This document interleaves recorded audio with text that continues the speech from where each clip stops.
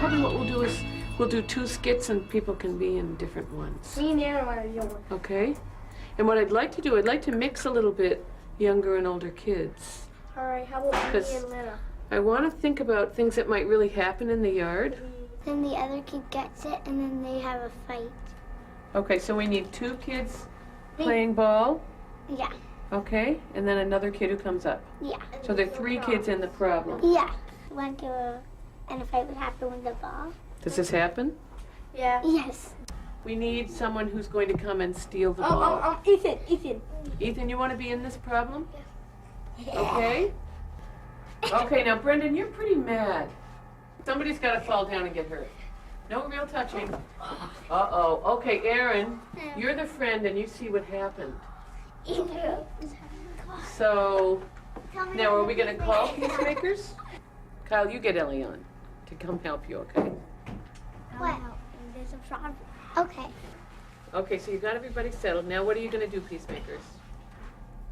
Well, He said ask them if they want to solve the problem. do you want to solve the problem? Yes. Yes. Okay. Do you want to solve it with us or the teacher? Well, that's the teachers. Do you want to solve it? That's That's the teachers. You. They all agree on the rules. Let's just work our way through this one. So what are you going to do next, peacemakers? What's the problem? Oh, I was playing ball with my friend Joe. Joe. And Ethan came along and pushed me down. I think he caught the ball. And he caught the ball when Joe throw the ball. What did you see? I saw the same thing as everybody else saw. And that's fine to say that. You're asking me what you should say. That's fine. That might be all you have to say. Okay? And then you check with him if that's all he has to say. Is that all Yes. How are you going to find out if it's over? Is that solution? Yeah, ask them. Exactly. Is that solution good for all of you and you think it's solved? Yeah. Okay, then you ask Kyle and Elion if everyone agrees with that. Does everybody agree with that? Yes. I think if you were at a party, I think Brendan's right. You wouldn't necessarily go through all the rules. You might just go up because you're friends and you know how to do peacemaking. You might just say, what happened? Do you need help? You need help? Yes. And then you might just say how you feel right away. Do the one You know, where today is just like brainstorming, just getting some ideas about what kinds of problems. DAS definitely made me value conflict resolution, for sure. Anne was my kindergarten teacher. Yeah, and I had Lori for grades 1 to 3. Anne and Lori were by far my favorite teachers at DAS. They were wonderful. I remember Lori reading us stories, and they were just absolutely, they were very nice. I remember that part. And they listened to every single student in the class and tried to have conversations with all of us, even if some students were louder than others and would try and catch their attention, they would still talk to the quieter students. I remember being a very silent student, and they would try and have conversations with me and make sure we all got equal attention. And that was another thing that I think was special about DAS. As I know that when I started going to school, I think that was around the time that classes started getting a lot bigger, and of course teachers were in a lot less control of the class sizes and the class altogether, and they would only be able to pay attention to the louder students and the more troubled students. And I never had that experience. What I remember the most would be my circle of friends. I had about 4 best friends, and we did everything together, and we never fought, almost never anyway, and we loved each other very much. I'm still in touch with about 3 out of 4 of them, and so they're definitely my best and most prominent memories of DAS. I mean, anytime there was a conflict, it would be resolved by peacemaking, whether it was in a playground because, maybe somebody was playing with a ball and another kid stole the ball, there would be peacemaking there, or say if somebody got pushed, there would be peacemaking. I remember getting bitten in the back by one of the other children, and there was definite need for peacemaking there, and yeah, any conflict, absolutely any conflict could be resolved using peacemaking. So did Lori do the peacemaking? She would help. Usually what would happen is you would have another student, another peer as the peacemaker, and she would probably just watch over and make sure that everything was going well, that everybody was following the rules. And yeah, mainly the students would solve the problem by themselves as much as possible. So it was just something that we did for the school, and that the teachers would teach us, and then we would teach others and make sure that the conflict was resolved and that we could be proud of ourselves for resolving the conflict. We had a list of general rules. I don't remember them very well. I know one of them was no taking sides, that listened to each person equally. Generally things like that. I can't remember all the rules, but that was the general idea, is just to once everybody's finished talking, then you can speak and give your ideas on how to resolve the conflict. And there was just a process where you'd hear either side talk, and then you would think of new ideas together. I think the whole group would brainstorm together on how to resolve the problem, and then you'd pick a solution. And it worked out very well. It worked out very, very well. I remember sitting in a circle on the floor or in the hallway when some of my friends got into a fight. I remember that very well. And I remember sitting with my teachers and my peers and just trying to resolve our arguments. I remember that very clearly. I remember the parents' nights we used to have, where we would all come in, and it was a tradition where we'd have to draw our self-portrait, and the parents would have to come in and guess which self-portrait was ours. I remember that very well. And we would have conferences with the teachers and do activities with our parents, which I think was very special, to be able to bond in school with our parents, which is something you don't have at other schools either. And we do math activities together, and it was a very fun night. I remember those nights very fondly.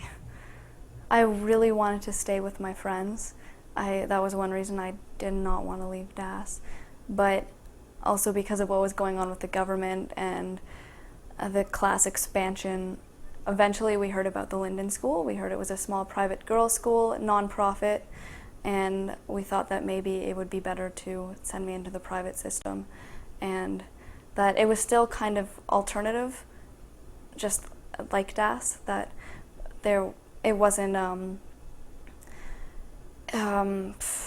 it was different. They still had that kind of, they had a mission statement, basically to teach girls, especially in the maths and sciences, and to teach girls about problems around the world. And also it kind of had the same peacemaking statements or peacemaking ideas as DAS, so we wanted to keep those, but we wanted to switch into the private system instead. So that's why I decided to go to Linden.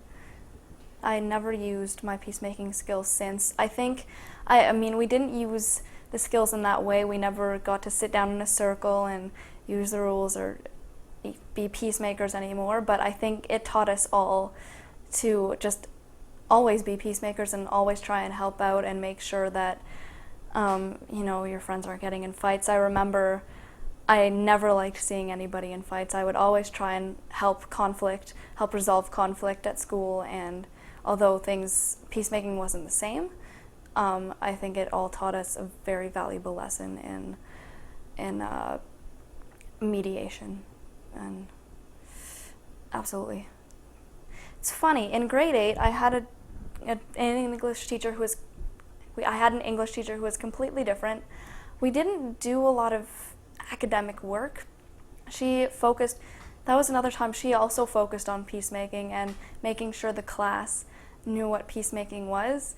And the thing is, none of us liked it. We all hated her for bringing up peacemaking in English class, because all we wanted to do was be academic and to write essays and to learn, and all she was teaching us about was this thing called peacemaking, and we didn't want to hear about it, and we just found it incredibly boring. it was kind of ironic because I remember loving it in elementary school, and then when she came in middle school, I hated it. We all hated it. Some of it was common sense, that, you know, you listen to people before you talk, and that you think before you speak, and those kinds of things they had learned already, and it just seemed like our teacher was telling us things that we definitely already knew, and that it was that things that were completely obvious to us. And maybe in grade 3 or 4 it wasn't so obvious, but by grade 7 and 8 it was something we already knew and would refuse to be taught again.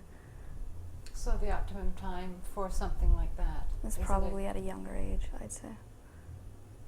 And I also think that maybe there were some girls who, you know, they didn't use peacemaking, and this was all common sense, and they didn't listen at all, and they probably, if maybe they had the peacemaking, they would be a little bit nicer. They would actually use it, rather than just saying that, oh, we know that, you know, you have to listen to everybody, and we know this and we know that, and we do it. But in reality it was a little bit hypocritical because they didn't listen, and they started a lot of conflict. So I think the difference between our group of friends from DAS and the group of people who never had the peacemaking experience was that we knew what to do, and we used the skills we obtained. And on the other hand, they knew all the different rules, but they didn't bother to follow them at all. It was a wonderful school for middle school and for elementary school, but high school wasn't so good. So I decided that I wanted to keep kind of the alternative thing going, and I wanted to keep the academic standard.